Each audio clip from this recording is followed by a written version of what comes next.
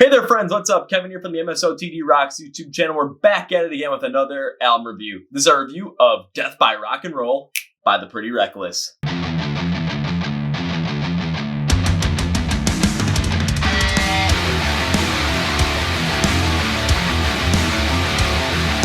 Before we get started though, please follow MSOTD Rocks on places like Facebook, Twitter, and Instagram. You will get the 30-second Song of the Day feature every single day on all those platforms. It is a song from one of the upcoming bands in the scene, one of the emerging bands in the scene, or one of the heavy hitters in the scene as well, to really expand your musical knowledge. We also post anytime anything gets released on those platforms. We also connect with you guys, ask you as many questions as possible, comment on everything, you know the drill. And on Tuesdays on Instagram, we post our IGTV videos. It's behind the scenes look at what's happening here at MSOTD Rocks, or however the heck we feel like ranting about that day. And every single Wednesday night at 9 p.m. Central, we go live on Instagram for an hour just to have a bunch of fun. Trust me on that one, you're going to want to join in. And if you're not subscribed to this YouTube channel right now, please subscribe to this YouTube channel, because not only will you get these album reviews, you also get other videos we make about emerging and upcoming bands in the scene, the Kevin Figures Out series where I try and figure out if I like certain bands or not, our top 10 list, and of course the year in awards from 2020, 2019, and 2018. You can check all those out now. And on this YouTube channel, this is also where the Chord Progression podcast lives. Yes, it is our very own podcast. We're interviewing all the emerging bands, upcoming bands in the scene today, and some of the heavy hitters as well. Some of the heavy hitters we've had and have recorded with are like Lance from Ashes to New and Keith Wallen of Breaking Benjamin. We've also interviewed upcoming bands as well, such as King Collapse, Another Day Dawns, As Strange as Angels, Saul, Feel the Fight, Kill the Lights.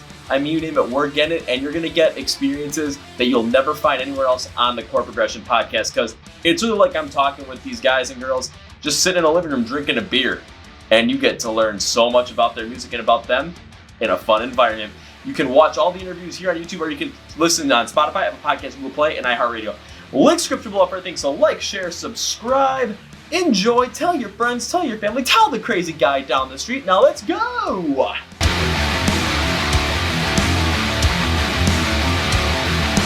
So a little bit of background on the Pretty Reckless before we jump into Death by Rock and Roll. Their previous album, Who You Selling For, came out in October 2016, and it did get rather positive reviews from different critics, saying that the band really matured within their own sound on this album. However, for myself though, I really can't say anything about the album because I really didn't listen to it, so I don't want to give an opinion on something I really didn't listen to. One interesting thing about the band though is they were opening up for Soundgarden back in 2017, and they actually opened up for the last show before the unfortunate passing of Chris Cornell, which would have a profound effect on Taylor Momsen. So, I mean, that is an interesting thing to bring up, just because we'll see how that really relates going into this album with Death by Rock and Roll. Now let's take a look at Death by Rock and Roll. The album work began back in November of 2019, also with the band working with Matt Cameron of Soundgarden to really help create this album as well, so we'll see how that really works out in here. The album was complete as of February of 2020, but of course, COVID-19 hits in March and we're all pretty much screwed at this point. On May 15th, the band ended up releasing Death by Rock and Roll and announced that the album was coming out at some point because of this single, and that they were the newest member of Fearless Records at that time. Also, with the full-on release of Death by Rock and Roll, the band got another #1 single on the modern rock charts, and it was the first time ever that a female-fronted band has had five #1 singles on the modern hard rock charts. So I gotta say, that's pretty cool. We've also seen other videos and songs such as 25 and So It Went come out since then. But enough with that, enough with all this. Let's dive deep into Death by Rock and Roll.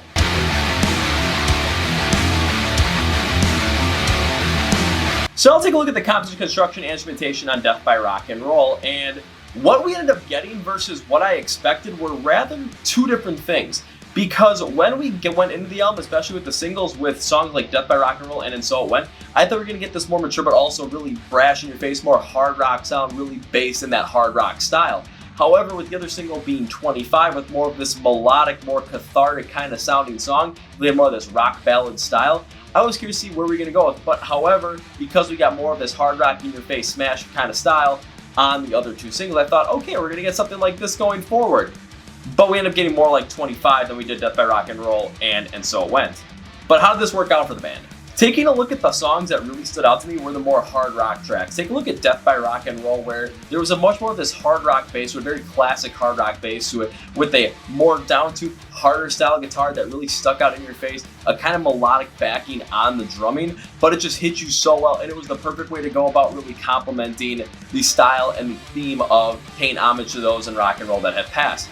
Also, take a look at And So It Went, which is my favorite track on the album, because with Tom Morello's inclusion, we do get more of this dynamic sound from a punk rock inspired guitar mixed with the hard rock style. I love the verses, how well they are put out there with a more fast paced style. The chorus, even though it's slower, does work out well. The bridge, I'm not the biggest fan of. However, the soul that really brings it out, again, it could have been a better Tom Morello song in my opinion. However, really fits in well with what the verses were going for on this one. So a more dynamic punk rock inspired hard rock track really did well. But what about the others? With a lot of the other songs, this one, they really stuck more on that rock bass, but they did more of this ballad style or acoustic style, or even brought this more like country infusion in there, which was rather interesting. And sometimes it worked and sometimes it didn't. Taking a look at 25, the drumming really created this more of this march style to it, but it was really drawn back and really more of this ballad style, especially with how the guitar work was being done. And with the melodic style that really let Taylor's vocals shine on this one, which we'll get to later, this really did work out well. Then take a look at Got So High, where they went with this more acoustic sound. They really felt like, again, you're coming down from this high, similar to the style that Chasing Birds by the Foo Fighters, which came out a week earlier, did. And again, it's not my favorite thing in the world, but I absolutely respect it because it really does hone in on the overall message on this one, and it really makes you feel like you're coming down from that high. So I have to give this one a huge plus. However, where this didn't necessarily work out for me is more when you look at the second half of the album, because in the second half of the album, they really went with more of this ballad acoustic style, and also they brought in some more of this like country infusion in there. You know, acoustic guitars, heavy strumming, a little more melodic style to it. And do not get me wrong, I do commend the band for trying something like this, because when it comes to really letting these messages really sink in you, which we'll get to later, it really does help to really hit you in a different way. However, where I really got lost in this was just the fact that there was a little bit more of this hard rock inspiration, a little more of this hard rock feel that really could have worked with these songs in a different light, really connected with the first half of the album, that really ended up falling flat and just really didn't let this album be, in my opinion, as fully powerful as it could be. Rock and Roll Heaven and Harley Darling really do stick this out in my mind. So when we get to the overall on the composition, construction, instrumentation on this one, again, we got something in the first half that I really did enjoy, with a little more of this hard rock, in-your-face kind of style, but also with 25, a little more of this ballad style that really did work out well. When we go to the second half, though, they do try a couple of new things with more of this acoustic style, more ballad style, and also some country infusion in there as well. And while I do commend the band for that, when I really take a look at the composition, construction, instrumentation on this album, I'm focusing more on the second half. I'm going to do a repeat on this one, or first half I should say, than the second half. So when I really take a look at it, I'm like kind of split on this, a little bit more towards the positive than the negatives though in my mind.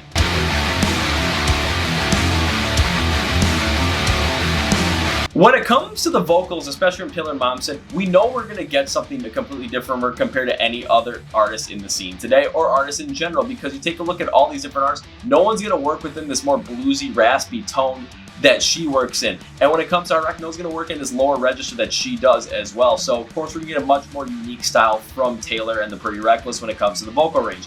However, we can get something that's good, bad, something that's spotless, something that's flawed. And my opinion is, we kind of got a mixture of a lot of different things here of all four, and I'll go through an example of each, really tell you what I think about it. So when we look at the styles of the songs that really worked out well, let's take a look at a song like And So It Went, where in the verses, Taylor's going to be working with this more melodic style to her vocal overall, with a much faster backing instrumental pace.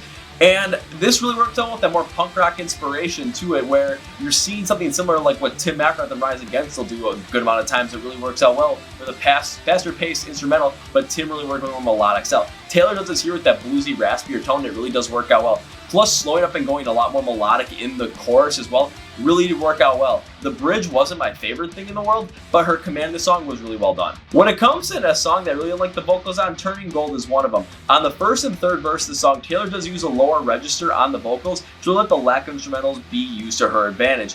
But the slightly more powerful style to the start, then dropping it off to the softer, just feels weird to me on a song like this. The chorus do seem to reverse this, but with the softer vocals in the beginning and then building up to a rougher style as we get to the end. I do respect the reverse build on this, but it just doesn't feel like it's really connecting overall. And in the second verse and the second chorus, it really stands out more with the southern rock flair that I thought the song really needed. So I'm gonna really stick with this. When it comes to a song that's absolutely spotless, we're taking a look at the song 25 on this one. This is the song where if you're looking for Taylor's best vocal performance of her life, right now 25 is it. It is rather immaculate what she's doing with this more low register bluesy vibe, especially in the verses, because it really does work out well with this marching style instrumentals that really back it. But then the chorus, where it's more full, Taylor really lets it loose, but also keeps that bluesy, raspy tone in her vocals as well to really connect everything. The range is fantastic. Even the breathier style in the bridge really does work out well just to make everything stand out as well. It's really well constructed, and her vocals are spotless throughout the whole entire thing. Where I thought her vocals were a little bit flawed were something like Standing at the Wall, where she did use that bluesy, raspier tone, but it was not nearly as powerful. It had a lot of gusto that was lost in it that really didn't have this great kind of style with the southern rock flair that really could have made this song pop. However, not having as much gusto in it really also worked out well in a different way with the more ballad style of the song and more acoustic build, and also with the backing violin track that was on there. I mean, it worked out not the way I was hoping it was going to, but it did work out well, so that's what I'm saying it's flawed, where it could have been better, but it still worked out well. Overall, when it comes to Taylor Momsen on this record, yes, we got a lot of different style vocals from her. 25 is absolutely incredible, and I really like what she did on So It Went. There are times where I wasn't the biggest fan of what she did. However, using that raspier, bluesy tone to her rock vocal really did work out well on this album overall. So, I mean, you can't be mad at that. This worked out really well for her.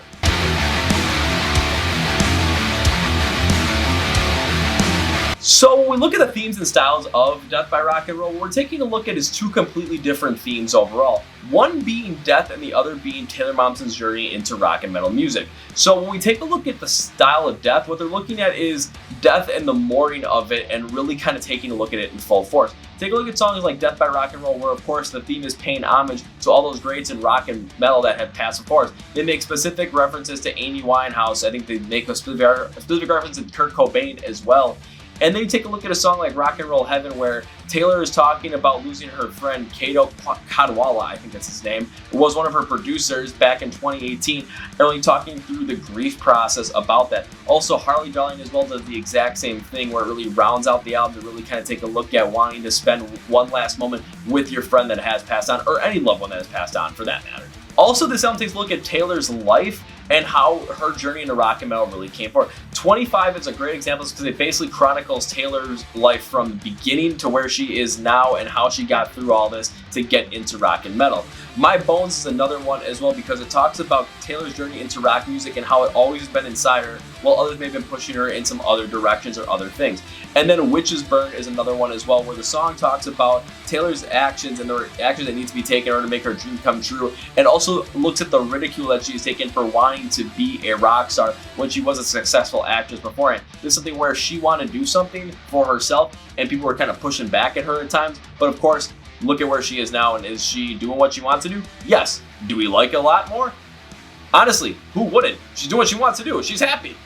Who wouldn't want that? But the question is, with the different style of instrumentation, the different style of vocals that had gone through, especially from the first half and the second half of this album, did it work out well? And the answer is, honestly, yes, this really did work out well. And here's my reasoning why. When we go with more of that hard rock approach with songs like Death by Rock and Roll, and with songs like And So It Went, this really did work out with more of this hard rock slapper, in-your-face kind of style that really didn't take no prisoners in a way. However, as we go through them, we go look at more of Taylor's life as well. We look at more at, you know, this process of grief, losing a friend, when you can see your friend one more time. They really get to go with this more ballad, acoustic, and kind of sometimes even country vibe to it, which is really interesting because, again, I'm not expecting this. However, it does work out well because it creates more of this cathartic vibe to the overall sound of the songs, and really overall lets you take the message and really feel them a little bit more deeper emotionally than more in your face and heavy hitting. So this is more of like a bait and switch kind of a way with this kind of style, where in the first half we got some more heavy hitting, more in your face, but in the second half it really just let you deeply just sink into it with more of a cathartic feel, cathartic sound. Where I'm not necessarily the biggest fan of the second half, this really did work out well when it came to creating this overall different feel of really letting these themes and these styles really deeply impact you, like in the heart.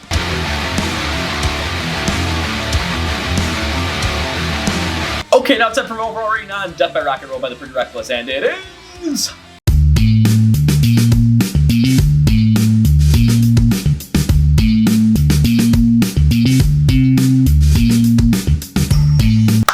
I'm gonna give Death by Rock and Roll a 6 out of 10.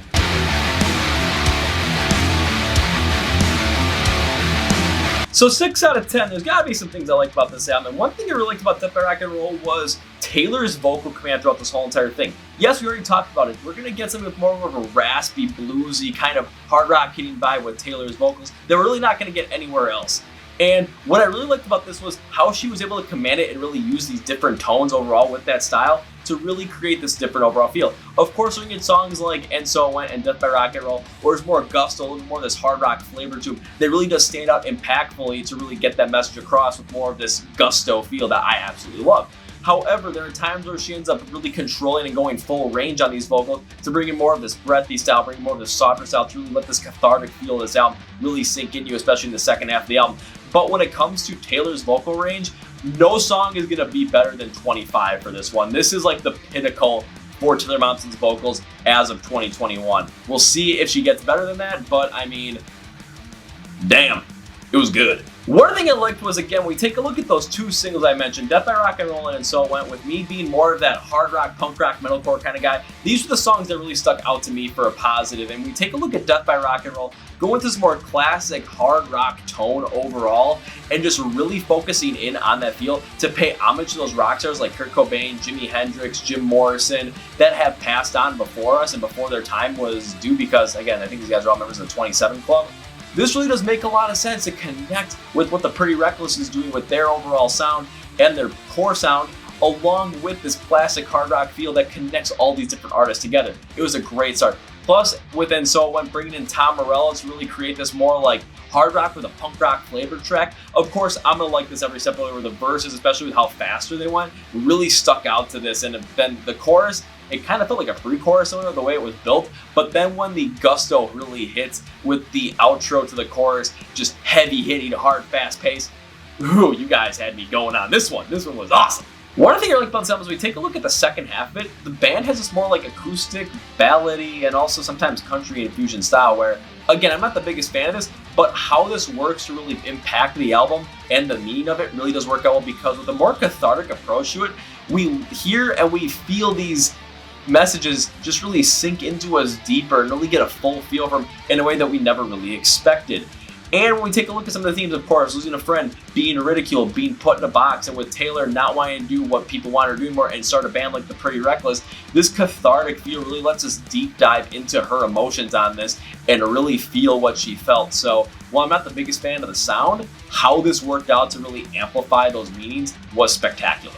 Now we take a look at some things I dislike, and we take a look at the second half, specifically in the last fourth of the album. There was this weird, like, twangy country infusion there, especially with the acoustic guitars, and I wasn't necessarily the biggest fan of this. Now, you guys know me. As a little bit of a disclaimer, you guys know I do not really care for country music. I really don't care for that overall tone. So, of course, there might be a little bit bias here, and I do want to put that out as a little bit of a disclaimer.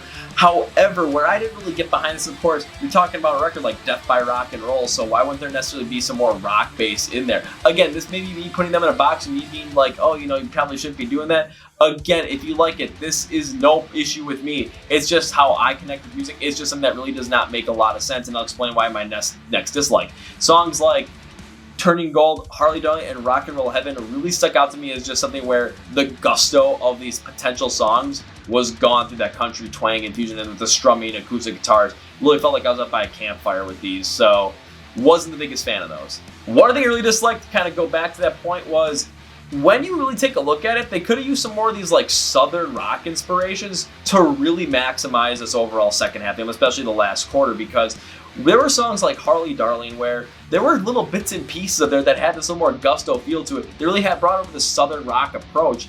And what I liked about that was it came across this more cathartic feel that the band was going for in the second half of the album, but it brought more of this rock twist to it, this country vibe that really did work out well for someone with more of the rock and metal liking and more mindset like myself. So I would have liked to see them do something like that on this one. However, again, it's all opinion on this one.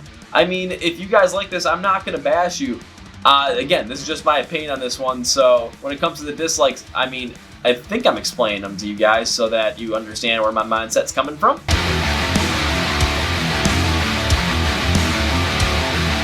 Alright, now time for my final thought on the Pretty Reckless and Death by Rock and Roll. When it comes to this album, after listening to the singles, I was really excited for this album, I'm not going to lie, with Death by Rock and Roll and So It Went and 25. However, as the album went on, especially we got to the second half, I really saw a big disparity in this album in terms of what I liked with it. Where with the sound of the album, the way it was constructed, I liked the first half a lot more than the second half, because in the first half, we had more of this hard rock, heavy hitting kind of style, more in your face feel, and plus the beauty that was 25 as well, to really just bring forward this album with a lot more power. In the second half though, it did get more cathartic, it did lose a lot of gusto, it did bring in some more ballad, acoustic-y, and sometimes country infusion that I really couldn't fully connect with. However, with the cathartic sound on the second half of the album, to really bring forward the themes and styles of this album, to really sink into you deeper, really connect you emotionally more with what Taylor had gone through, was an absolute win in the end. It really worked to really bring in two different styles of music to really connect you with all the different themes that were going on with what Taylor had gone through in her life, along with death and mourning, so this worked out really well. When it comes to Taylor's vocals, yes, they weren't perfect, but they didn't need to be perfect in order to really work out well, because her vocals aren't perfect.